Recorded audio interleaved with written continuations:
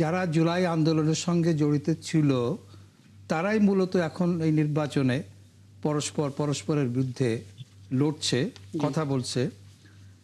আপনার কি মনে হয় যে আগামীতে যে একটা গণতান্ত্রিক রাষ্ট্র আমরা কামনা করছি এবং ন্যায় ইনসাফমূলক রাষ্ট্র কামনা করছি, আগামী নির্বাচনের মাধ্যমে আপনারা যারা জুলাই আন্দোলনের সাথে যুক্ত ছিলেন, আগামীতে আপনারা পরস্পর মিলে একটা মানে কি বলে টেকসই গণতান্ত্রিক ব্যবস্থা করতে পারবেন কিংবা ইনসাফের রাষ্ট্র কায়েম করতে পারবেন মনে হয় আপনার কাছে? না, এটা অবশ্যই মনে হয় যে আমরা যদি যারা জুলাই আন্দোলনে আমরা ছিলাম, আমাদের সেই প্রতিজ্ঞা এটার উপরে যদি আমরা থাকি তাহলে অবশ্যই পারবো। আর আগেও যেটা আলোচনা হয়েছে, এখনো যেটা বললেন, আসলে নির্বাচনের মাঠ এটা এক জিনিস। নির্বাচনের মাঠে আমি আমি কিভাবে জিতবো? ফুটবল খেলতে গিয়ে প্লেয়াররা কিন্তু আরেকজনের চেয়ে আমি কিভাবে গোলটা দিব এটা ট্রাই সকলেই করে।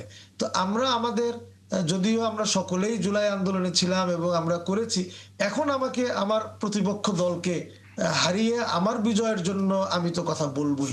এখানে অনেক সূক্ষ্ম বিশ্লেষণ হবে, প্রত্যেকের চরিত্র নিয়ে সূক্ষ্ম সূক্ষ্ম বিশ্লেষণ হবে, সেগুলি আমরা উপস্থাপন করব।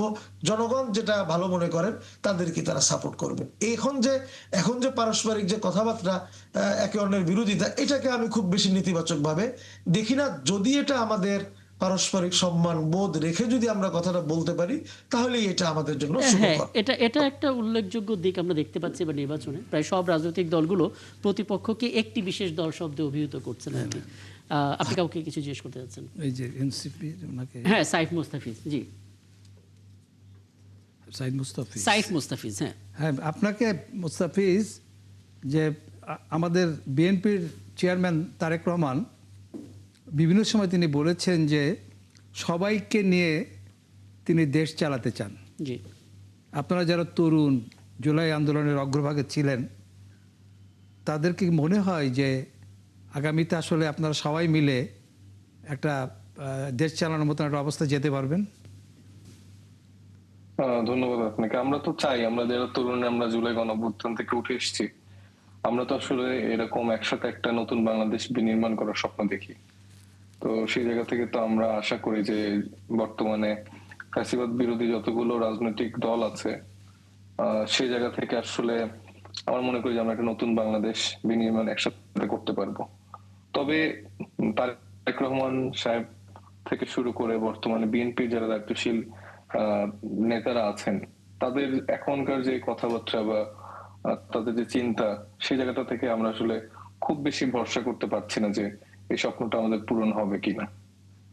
যেমন এখনই আমরা দেখতে পাচ্ছি যে আজকে সম্ভবত মির্জা ফখরুল ইসলাম আলমগীর সাহেব হচ্ছে তার আসনে যখন ভোটের ক্যাম্পেইন করছিলেন, তো সেখানে উনি বললেন যে হাসিনার রেখে যাওয়া যেসব নৌকার লোকজন আছেন, মানে তাদের একটা সিকিউরিটি দেওয়ার কথা বলেছেন। তো আচ্ছা, এই ভোটারগুলো তাহলে কি করবে সাইফ মুস্তাফিজ? মানে ওই ভোটার যারা আওয়ামী লীগদের ভোট দিত কিন্তু ফ্যাসিবাদের দোষর ছিল না, যারা আসলে একটা সুন্দর বাংলাদেশের জন্যই ভোটটা দিয়েছিল এবং প্রতারিত হয়েছে বলা যায়, তারা আসলে এখন কি করবে? তাদেরকে নিয়ে তো একটা বক্তব্য তো রাজনৈতিক দলগুলো থাকা উচিত। এখানে কি আসলে এরকম কি, মানে এই ক্যালকুলেশনটা আপনি কিভাবে করেন যে আলাদা করে কোন দলের ভোটার থাকে? তাহলে তো সব সময় যে ভোট ব্যাংকটার কথা আপনারা বলেন, যে পার্সেন্টেজের কথা বলেন, না, একজনও যদি কোনো ভোটার থাকে। আগে যখন 2007-এর আগের ইলেকশনের আগ পর্যন্ত আপনি যদি ভোটার যে টার্ন আউটটা হতো, সেটা আমরা এক সময় দেখতাম যে এই দলের পক্ষে 70%, আবার আরেক দলের পক্ষে 20%, 20%, আবার পরের বার যে সুষ্ঠু ইলেকশন গুলোর কথা বলছি, সেই টার্ন আউট গুলো তো হওয়ার কথা না। তাহলে তো আমার ওই ফুল ওই সেট আপ যে ইলেকশনের ভোট ব্যাংক সেটা এরকম থাকতো। আমি যেটা মনে করি দলের কোন আসলে এরকম ভোট ব্যাংক থাকে না। যারা কর্মী সমর্থক থাকে, যারা আসলে এই ব্যাপারগুলোর সাথে পার্টিসিপেট করে, কতটা আকৃষ্ট করতে পারছে ভোটারদেরকে, তাই তো? হ্যাঁ, এই জায়গাটাতে তারা অলওয়েজ দেখে, মানে আমাদের জনগণরা আসলে খুবই, আমি তো সাজাদপুর থেকে ইলেকশন করছি, এখানকার মানুষ খুবই সহজ সরল। এই মানুষগুলা খুব বেশি কিছু চাহিদা নাই, এদের সাথে আপনি একটু যে কথা বলবেন, এদের কথাগুলো শুনবেন, এবং তাদেরকে সেই আস্থার জায়গাটা নেওয়া, যে আসলেই আপনাদের যে সমস্যাগুলো, সেটা একজন জনপ্রতিনিধি হিসেবে সমস্যাটা সমাধান করার যে আশ্বাস দেয়া এবং সেটা বাস্তবায়ন করার যেই প্রক্রিয়াটা, সেটা যদি তারা ফিল করে, তারা আপনাকে জান দিয়ে ভালোবাসবে। এই ভালোবাসা আপনি টাকা দিয়েও কিনতে পারবেন না। এবং এই ভোটাররা আসলে কোনো দলের থাকে না, হয়তো বা কোনো এক সময় আপনাকে ওনারা নৌকায় ভোট দিচ্ছেন যখন সেই আশ্বাসটা সেই নেতা থেকে পেয়েছেন, আবার কোনো সময় তো ধানের শীষে ভোট দিচ্ছেন একটা বিষয় যখন একটু সেই বলবেন সাইদ আশ্বাসটা মুস্তাফিজ। সেই হ্যাঁ, প্রতিনিধি থেকে পেয়েছেন। একটা বিষয় হচ্ছে কিন্তু সাইদ মুস্তাফিজ, আমি যেটা মনে করি যে এই ভোটার বা এই যে বারবার বলা হয় এটা এরকম কিছু নেই। কর্মী সমর্থক থাকে, বিএনপির বিশাল কর্মী সমর্থক আছে, বাংলাদেশ জামাত ইসলামের বিশাল কর্মী সমর্থক আছেন, এদের ক্ষেত্রে আপনি আলাদা করে বলতে পারেন, কিন্তু ভোটারদের আমি আসলে কোনো ক্রাইটেরিয়াতে আলাদা করে ভোট ব্যাংক বলতে পারছি না আর কি।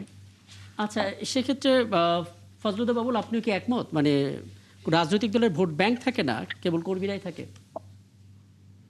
না, আমি দুঃখিত, আমি ওনার সাথে দ্বিমত করছি না, কিন্তু আমি আমার মতটা দিতে চাচ্ছি। সেটা হচ্ছে যে অবশ্যই থাকে। উনি উনি নিজেই একটা শব্দ করেছেন যে ভোট ব্যাংক থাকে না, তবে কর্মী এবং সমর্থক থাকে। ওই সমর্থকটাই হচ্ছে আমরা ভোট ব্যাংক বলছি।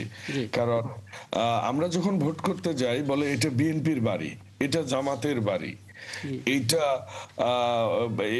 এইটা হচ্ছে হাত পাখার বাড়ি।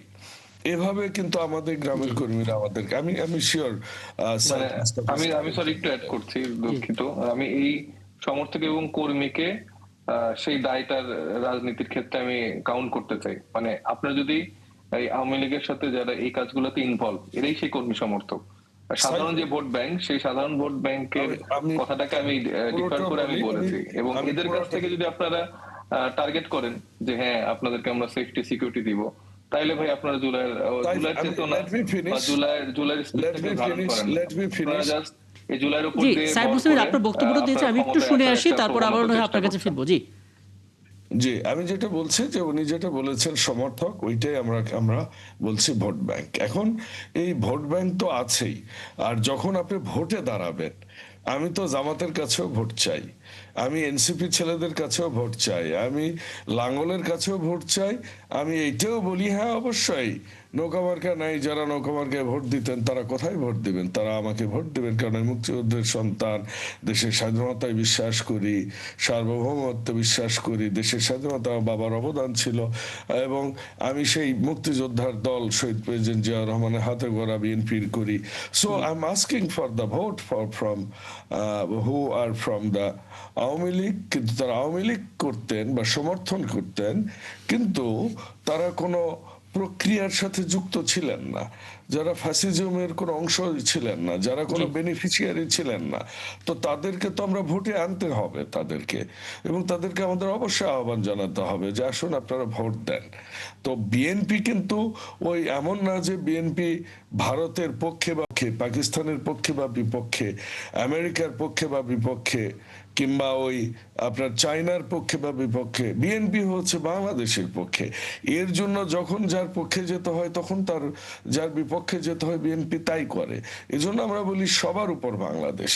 এখন এই বাংলাদেশে তো সবাই থাকবে, সব মতের মানুষরা থাকবে, সব চিন্তা ভাবনার মানুষরা থাকবে। হাসিনাকে দ্রুত ফিরিয়ে আনা উচিত ভাই তাহলে। আপনি এই ব্যাপারটি স্পষ্ট করেছেন ফজলুদ্দা বাবুল, আমি নিশ্চয়ই এই ব্যাপারটা নিয়ে হ্যাঁ। হাসিনা গমকে পালায়ে যাওয়ার সহায়তা কারা করেছে? 626 জনকে। সো লেটস ডু দ্যাট হ্যাঁ, ইনভেস্টিগেশন। ওটা নিয়ে সুযোগ থাকলে আমি আলাদা করে আলাপ করব। সাইদ মুস্তাফিজ একটা বিষয় একটু বলবেন। বিএনপি যে ধরি মাছ নাছুই পানির যতগুলো আওয়ামী লীগের বিরুদ্ধে মামলা বিএনপির মানুষরা দিয়েছে ভাই, আমি ধরে ধরে লিস্ট আকারে আপনাকে বলতে পারবো হাসিনার কোন বিরুদ্ধে যতগুলো এলাকায় কোন এমপি পদপ্রার্থীরা যারা আছেন কাকে কাকে শেল্টার দিয়ে রাখছেন, কার কার টাকা খেয়েছেন, এই তথ্যগুলো আমাদের জি কাছে সাইদ মুস্তাফিজ, আমরা আপাতত নির্বাচনের আলাপের মধ্যেই থাকি।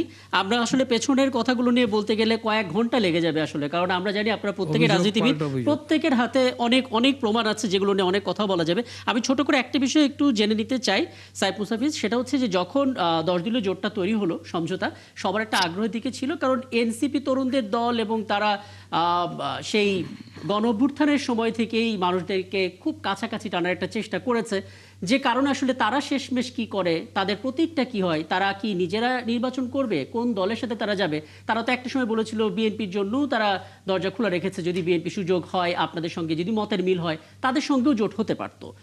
দিন শেষে একটা জোট হলো এবং বলা হলো এটা আসলে সমঝোতা, আদর্শিক কোনো জোট না। কিন্তু এই ভাষাটা কি আলাদা করতে পারছে এনসিপি, জামাতের ভাষা এবং এনসিপির ভাষা ভোটারদের কাছে? হ্যাঁ, ডেফিনেটলি পাচ্ছে। আমাদের যে আইডিওলজি, আমাদের যে রাজনীতির ধারা, সেটা আমরা মানুষের কাছে সেভাবেই পৌঁছাচ্ছি, সেভাবেই সবাইকে দাওয়াত দিচ্ছি। এখানে কিছু ব্যাপারে তো আসলে আমাদের মতাদর্শিক জায়গায় মিল হচ্ছে, বা আমরা যেরকম বিচার প্রশ্নে, সংস্কার প্রশ্নে খুব স্পেসিফিক ভাবে আমরা অবস্থান নিতে পারছি, যেটা অনেক দল অবস্থান নিতে পারছে না। তারা আসলে কখনো হ্যাঁ বলে, কখনো না বলে। তো এরকম অবস্থান যাদের নেই, সেই সব রাজনৈতিক দলগুলি তো আসলে একসাথে জোট করেছে। তো সেই জায়গা থেকে তো আমরা বুঝতে পারছি। সেভাবেই উপস্থাপন একদম করছি। একদম এলানিয়াস খান, আপনার একটা ছোট্ট মন্তব্য নিয়ে আমি আলাপটা শেষ করব। সেটা হচ্ছে একদম আউট অফ কনটেক্সট। আমরা আসলে নির্বাচনের যতটা নির্বাচন আমরা দেখেছি অতীতে, সব জায়গায় একটা কমন ফ্যাক্টর ছিল, জিনিসপাতির দাম বাড়বে, হয় সবজির দাম, না হয় জ্বালানির দাম। এবার শুরুটাই আমরা দেখলাম যে শিরোনামেও দেখছি সবজির দাম চড়া। ছোট করে একটু বলবেন, মানে কেন এটা হচ্ছে, বা কেন আসলে বন্ধ করা গেল না এবারও?